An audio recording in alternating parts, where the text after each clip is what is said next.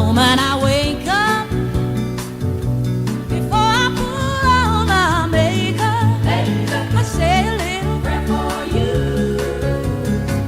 And while combing my hair now, and wondering what dress to wear now, I say a little prayer for you. Hey everyone, welcome back to Marriage is for Adults. This is episode... Oh my god. Hey everyone, this is...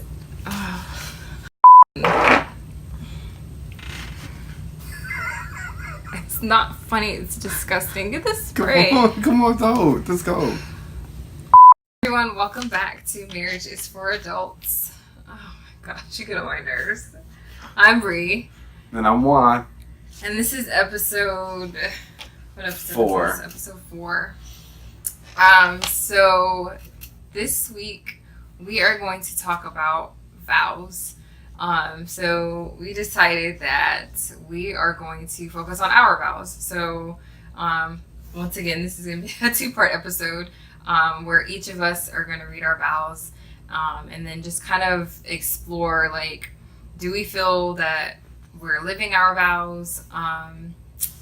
What could we do better to meet those vows? If we could go back and change any of them, would we? So yeah, we're going to explore, are we living our vows? So this episode is going to start with, or focus on, my vows to Juan. So I guess I'll just read my vows. So here they go.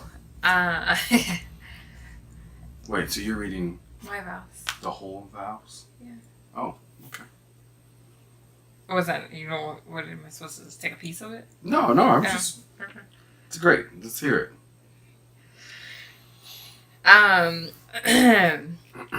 When we first met in college, I told you I see something in you. I just don't know what it is. Now we stand here years later, and God has revealed to me what it is that I saw. I see God in you. I see love, patience, kindness, a giving spirit. I see the rest of our lives together being Christ-centered with love, laughter, joy, and a peace that surpasses all understanding. Today, I see in you the man that I give my hand and heart to, the man I vow to fall in love with every day. I vow to help shoulder our challenges because there is nothing we can't face if we stand together. I vow to stand by your side and to hold you up when you don't have strength to stand on your own. I promise to nurture your passions and dreams because through them your soul shines. To speak when words are needed and to share in silence when they are not. To respect you, to build you up and never tear you down. I promise to cherish and appreciate your uniqueness, to trust you even when it doesn't make sense to me. I promise to be your best friend, your ally in conflict, your greatest fan, your comrade in adventure, your student and your teacher, your consolation in disappointment, and your accomplice in mischief. Above all else, I promise to live with you in truth and to communicate fully and fearlessly. I promise my heart to you as a sanctuary of warmth and peace, to love you unconditionally without hesitation. You know me in ways no one else ever would, and somehow you still manage to love me. I have seen the best and the worst of you, and I choose both. I know together we will accomplish great things. I open my mind, heart, and soul to allow God to love you through me. Keeping our focus on God will hold us together through it all. Proverbs 18:22 says, "A man who finds a wife finds a good thing. I promise to always be your best good thing." So those were my vows, read on September 6th? Yeah. 2015. I'm really bad with dates. I am. I always want to say the 5th. Just like Jalen's birthday, I always want to say it's on the 17th. 9 plus 6 equals 15. I'm not good at math either, so this is a hump. Anyway, so those are my vows. And yeah, we just kind of wanted to read them. Well, I had the idea of reading them again. I think it's a good thing to revisit your vows, especially when you're going through tough times. I don't know why I'm so emotional. Because it just reminds you of the times when they were good. I mean, it was one of the best days of my life, our wedding day, and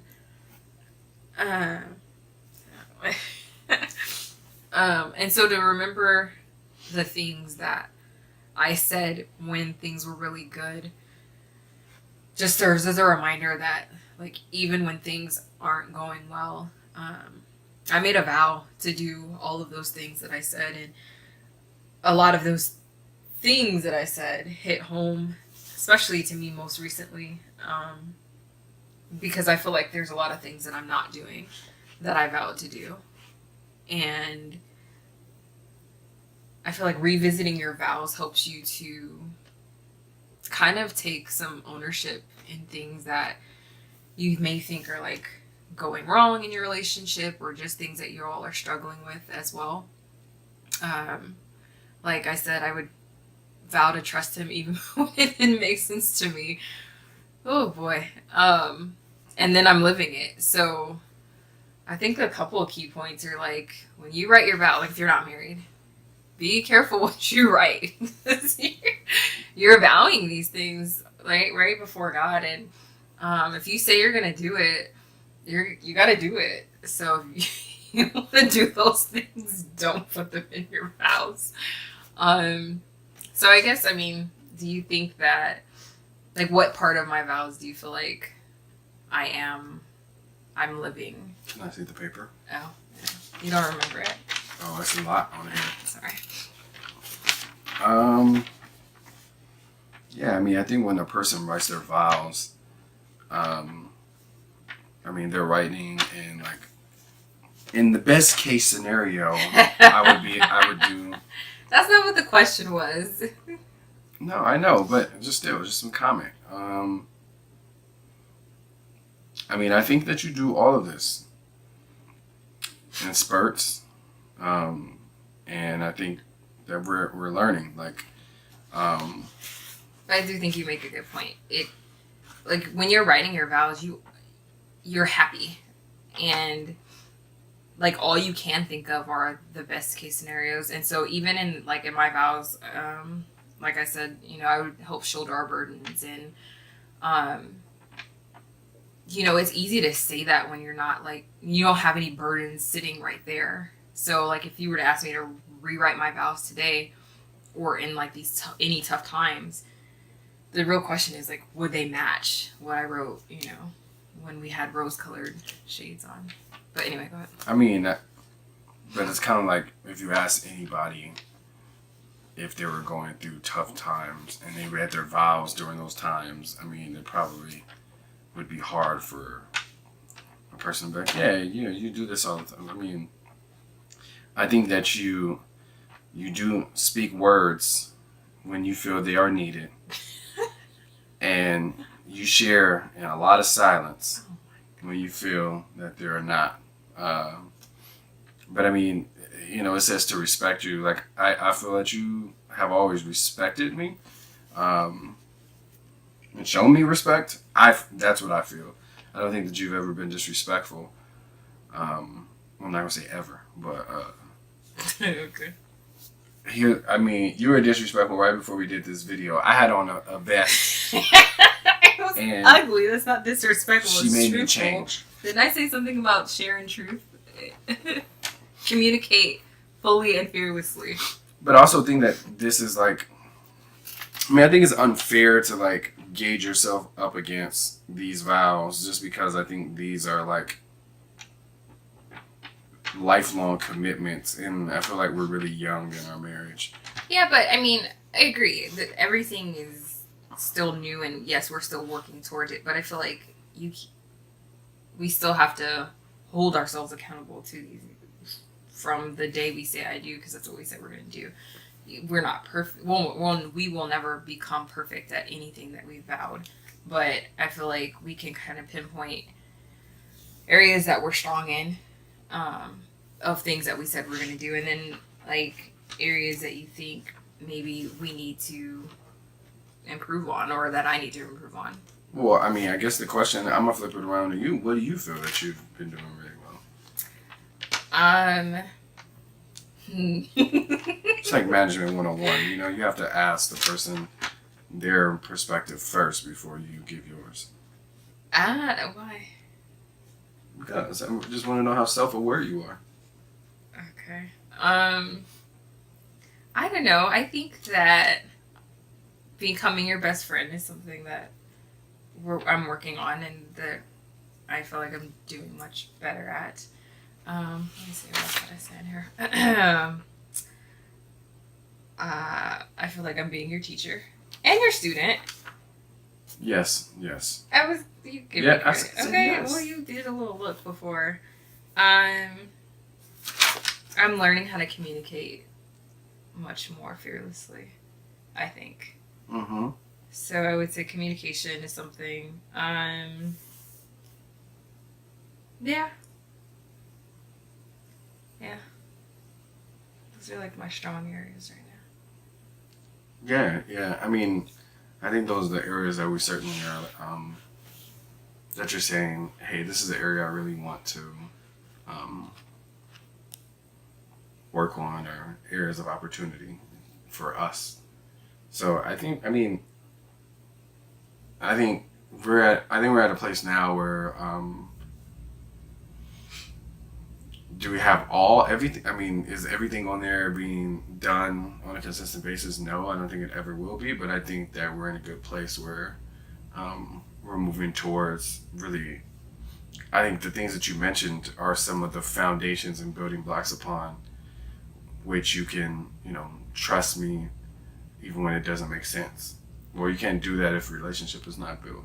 Well, yeah, I feel like if it's easy to pick out the areas that I'm good at, but I feel like one reason why I get emotional even like reading my vows is just because the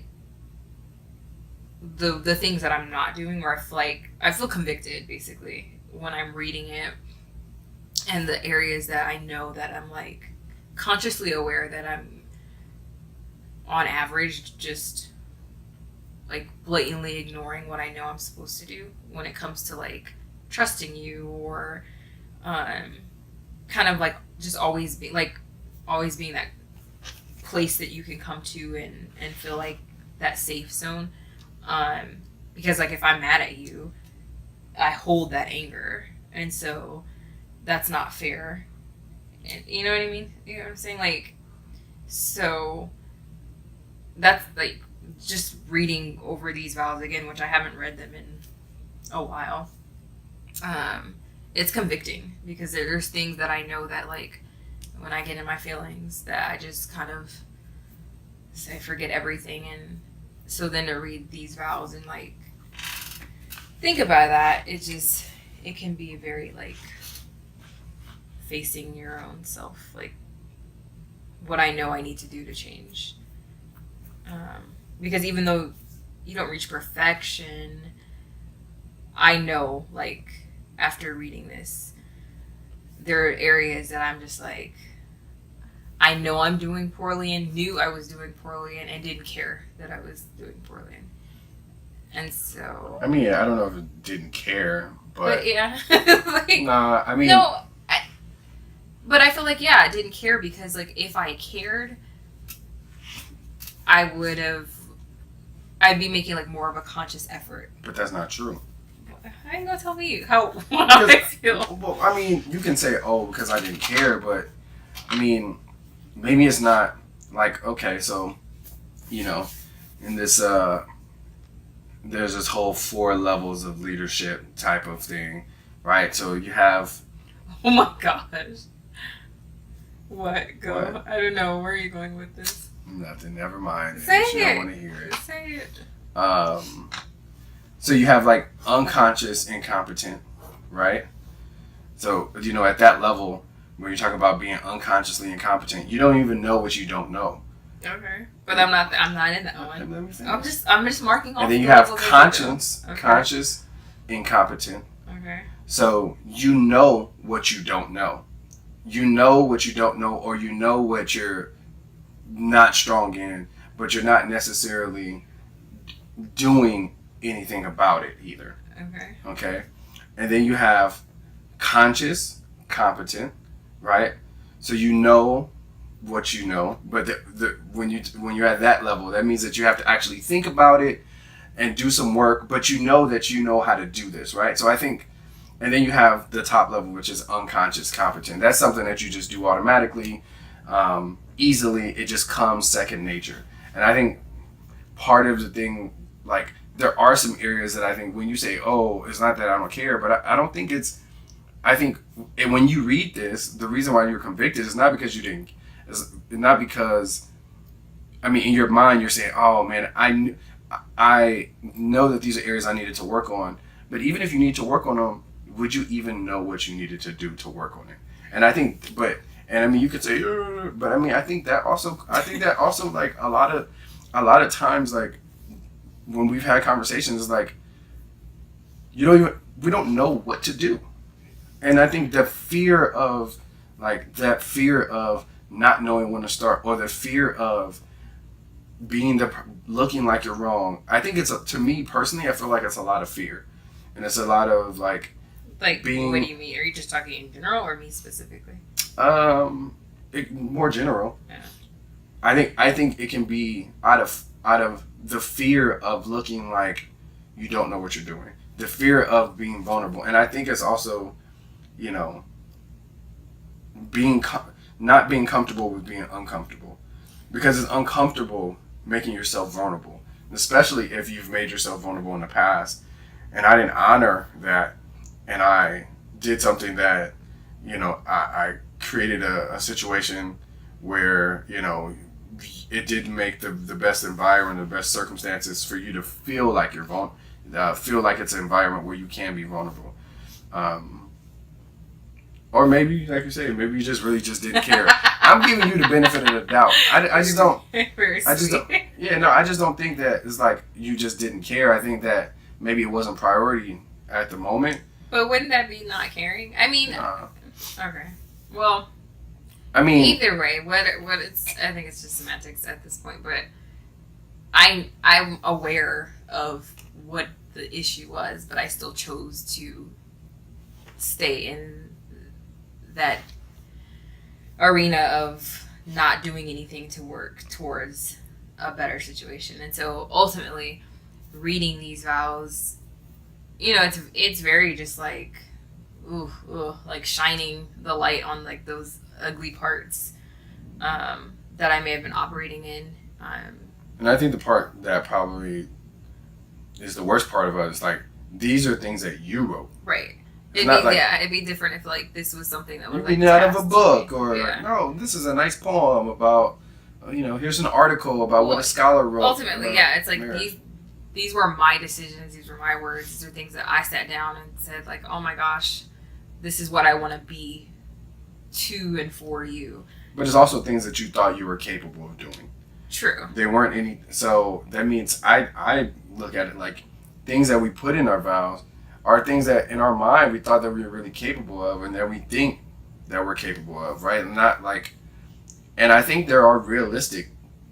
I don't think that either one of us wrote vows that are unrealistic. I don't think either one of us wrote vows that is beyond our capabilities. Now, it doesn't necessarily mean that it's going to be easy. It doesn't mean that we didn't write some vows that was going to, challenge us. But I think if you wrote really good vows, they should convict you. And I think if you wrote really good vows, they should push you into an area where you might not be, where you're going to be uncomfortable, because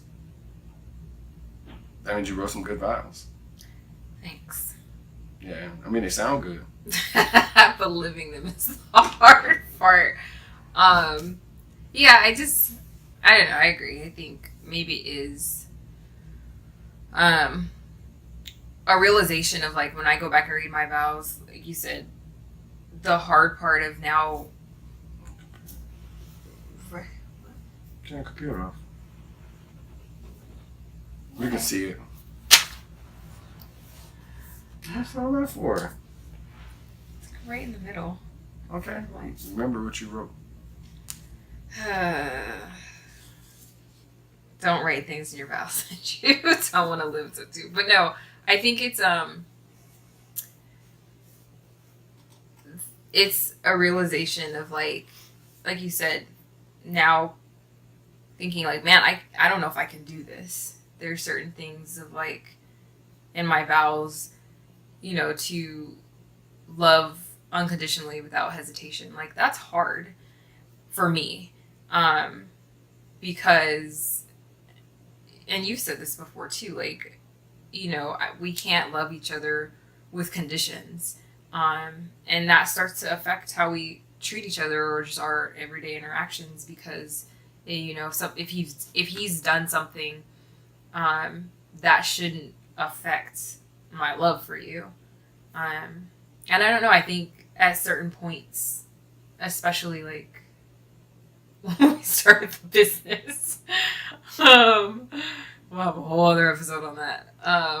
But it did, like it, and I mean, I'm just being honest, like it affected the way that I showed you love, I think, at least is the best way to say it. I wouldn't say that it's like I stopped loving you, but it did affect the way I loved you, and it didn't fall into that unconditional category.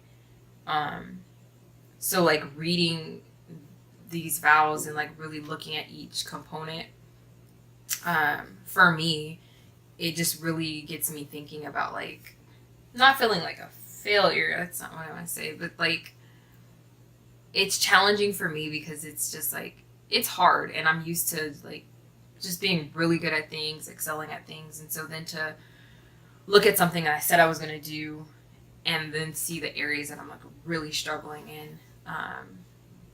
Yeah, it can just be a challenge. Yeah. I mean, and I have tried to not throw it in your face.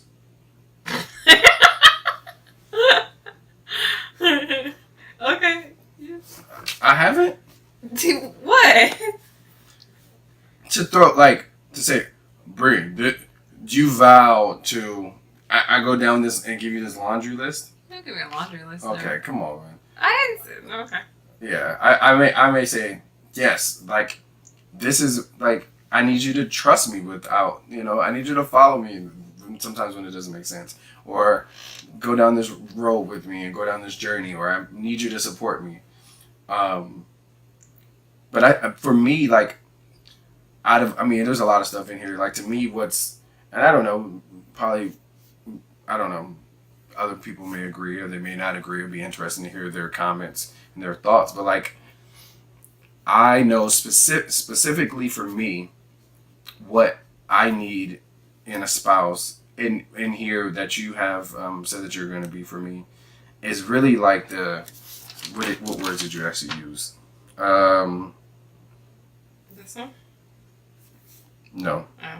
Not even nurturing my passions. It's really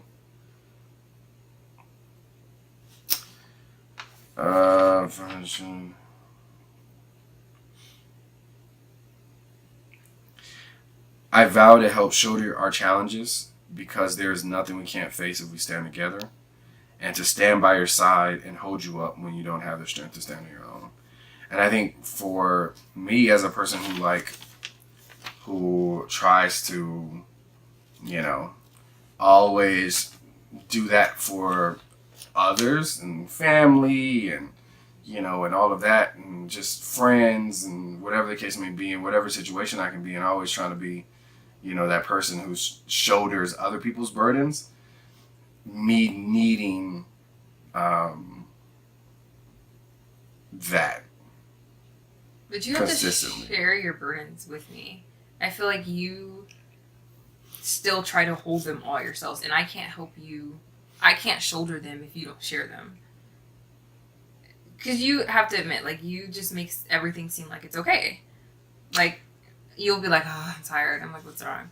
You'll tell me, and then I'm just like trying to, and you're just like, yeah, but I'm alright. Like, I'm tough. But no? No buts. No buts. That is correct. One thing I would add to that is I think also, though, there has been you have been very selective of which burdens you're willing to shoulder with me. And there are certain burdens that you're like, I don't want anything to do with it. I don't want any part of it. That's not even... Okay, so there are, you know, all burdens are not created equal. So, you know... That is the tough part, yes. Yeah, because I just don't think we get to pick and choose which burdens we want to shoulder with our spouse. We will do an episode on shouldering burdens because I want to explore this deeper, but we'll talk about that later. Okay. Anywho, did you have more questions for us? I don't know. Like, do you think that that there's something you wish I would have had in my vows that I didn't put in there? Like an area that you feel like my vows didn't kind of like encompass?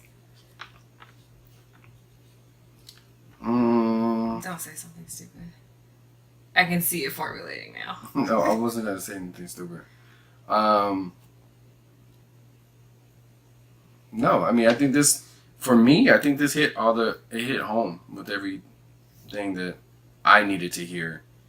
And it gave me everything that I needed to hear, yeah.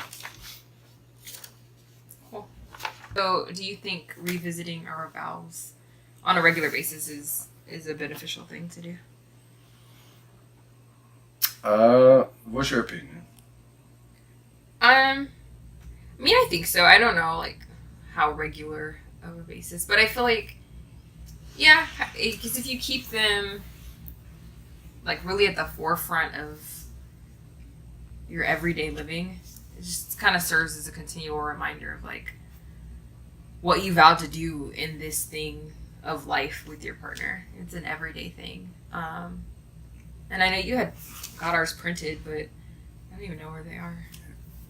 But you can't even read it, first of all. I don't think it printed correctly. I got a picture of us from our wedding, and I had our vows. On a black and white picture printed in white. You can listen, but it's I like, I vow something because it's all white. You can't see it. Maybe the something was the part of the vow that you were actually doing. Ooh. No? Too soon? No, I think it's good to revisit, but I also think that it should be something that is not something that's just like tucked away and we forget. I think it should be like similar to a business has like a mission statement, vision. They have, you know, core company values. I think. What? Because you went to a work retreat. All your stuff is like management. Sorry. Related. I just think these should be the core things that like base our marriage on. Like, we're gonna say, you know, because that could easily be broken down to 4 or 5 sentences. Like, what? Your vows. Oh. I mean, without all the fluff, and you just take like. You call my vows fluff? There's some fluff in there. Like what? When I met you in college, I did told say that. That there was something about you there, like I see. I something didn't say in that you. when we were at. I see something in you. I didn't say that. Yeah, you did say that. So it's not fluff. It's what happened. Could you imagine being on a date? We weren't on a date. Imagine this girl spent the night at your house, and she leaves. She give you a kiss, and then she's like, I see something in you. It's like, wait, what? Like, who are you, a sensei or something? Like, what? Like, what? You're just an old, wise woman. It's not a sensei. It would be a soothsayer, first of all. Sensei, you say, he say, she say. Who is you? That's all I'm saying. I don't care what you see in me. You can see, anyway. What's wrong with you? Nothing. What was you talking about? Our vows. I don't even know. Anyway, we're going to read my vows next, and y'all get to see how bomb my vows are. They're not as good as mine. Anywho. Actually, that's a vote. After we read his vows in the next episode, we'll vote to see whose vows are better. What? So what we'll do is, after I read my vows, then we'll figure out we need to put our vows somewhere here. We got to print it out on like a 24 by 36. so that way we always see it. And whenever somebody gets out of line, we can just look at it and say, are you trusting me? You do that now without even them being printed, so Yeah. that sounds like throwing it in somebody's face. All right, guys. It seems like this episode is over. Yeah. Any final thoughts? Final thoughts. Oh my goodness, that doesn't get old for you? Mm-mm. No. Okay. Nope, not at all. Not one bit. Yep. I just think that our vows are something that we should take seriously, and they're not just something to be said to make your wedding day seem like this fairy tale. If you said it and your vows, just know that you need to live it. And so really go back, and if you're married, go back and look at what you said, especially if you're like having a tough time, and just remember, like, I think that's a good thing for me to just kind of like now be able to reflect back on that and hold on to that good time and know that like I can do this. So yeah, that's my final thoughts. Cool. And I would say, don't beat yourself up. Like, I mean, like, I don't think that's productive. But I do think, revisiting your vows as a couple, I think it's a really dope thing to do, and I think it could be extremely powerful. I think remembering why you married the person you married, I think it's big. I mean, we've only been married now, all this wildness, and she said, "I ain't give my vow," and all that. We've only been married about to be 3 years, so it ain't even been that long. It ain't like we 15 years from now, and it's like, oh, I forgot. We still early, so y'all pray for us. Y'all keep us in prayer, okay? Y'all tell all the saints to get on the prayer line and pray for us, please. When they go marching in. Get it? No. Come on. That's No, the saints ain't marching in. But no, I just think it's important that we just continue to remember, why you married the person you married, and give yourself room to grow, give yourself room to develop. And I think just remember, we kind of say it like almost every time we do a video, like it's worth the work. It's work, man, and it's worth the work. I think it's worth the work. I think this is the most taxing, but also the most beneficial and most rewarding relationship any human being can have, is with their spouse.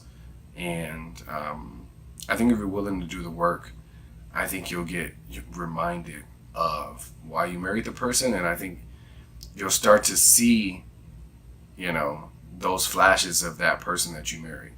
And I think because that person is still there, and when you get rid of all the stuff, all bills and thinking about promotions and all of that, and you really just get down to, you and that individual, I think it's possible to bring the magic back. It's possible to reignite the fire. It's possible to take you back to that wedding day. And hopefully, you just keep reliving that. Yeah. It's my desire that we're consistently living out our vows, and we're constantly having fun and growing closer and becoming better friends and getting to know each other better. It's a lot of work, man, and it's, I think that's why they say marriage is for adults. Yeah. Adults only. Adults only. So we definitely want to hear from you. Let us know, like, what were in your vows, and, if you would change anything in your vows or add anything, or if you feel like you're struggling with living your vows, or what you want to maybe, like, recommit to doing with your spouse that you vowed to do. So let us know. We'd love to hear from y'all. And next week, we will pick apart this guy's vows. Thanks for watching. I'm not going to cry, though. Thanks for watching. Love you. I love you, too. Peace. What